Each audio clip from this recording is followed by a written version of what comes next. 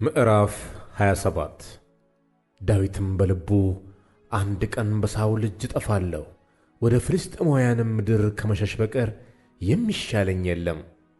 ሳውልም በእስራኤል አውራጃ ሁሉ እኔን መሻት ይተዋል፣ እንዲሁም ከእጁ ድናለሁ አለ። ዳዊትም ከእርሱም ጋር የነበሩት 600 ሰዎች ተነስተው ወደ ጌት ንጉሥ ወደ አሜህ ልጅ ወደ አንኩስ አለፉ። ዳዊትና ሰዎቹም እያንዳንዳቸው ከነቤተሰቡ ከአንኩስ ጋር በጌት ውስጥ ተቀመጡ። ከዳዊትም ጋር ኢይዝራኤላዊቱ አኪናሆምና የቆርሜሎሳዊው የናባል ሚስት አቢግያ ሁለቱ ሚስቶቹ ነበሩ። ሳኦልም ዳዊት ወደ ጌት እንደ ኮበለለ ሰማ። ከዚያም በኋላ ደግሞ አልፈለገውም።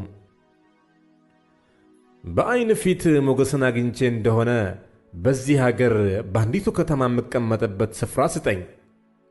ስለ ምን እኔ ባሪያህ ካንተ ጋር በንጉሥ ከተማ እቀመጣለሁ አለው። በዚያም ቀን አንኩስ ጺቅላግን ሰጠው። ስለዚህም ጺቅላግ እስከ ዛሬ ድረስ ለይሁዳ ነገሥታት ሆነች። ዳዊትም በፍልስጥኤማውያን አገር የተቀመጠበት የዘመን ቁጥር 1 ዓመት ከ4 ወር ነበረ። ዳዊትና ሰዎቹም መጥተው በጌሹራውያንና በጌርዛውያን በአማሌቃውያንም ላይ ዘመቱ። እነዚህም እስከ ሱር እስከ ግብፅ ምድር ድረስ ባለው አገር ድሮውኑ ተቀምጠው ነበር። ዳዊትም ምድሪቱን መታ፣ ወንድ ሆነ ሴትም ሆነ ማንንም በሕይወት አልተወም። በጎችንና ላሞችን፣ አህዮችንና ግመሎችን፣ ልብስንም ማረከ። ተመልሶም ወደ አንኩስ መጣ። አንኩስም ዛሬ በማን ላይ ዘመታችሁ አለ።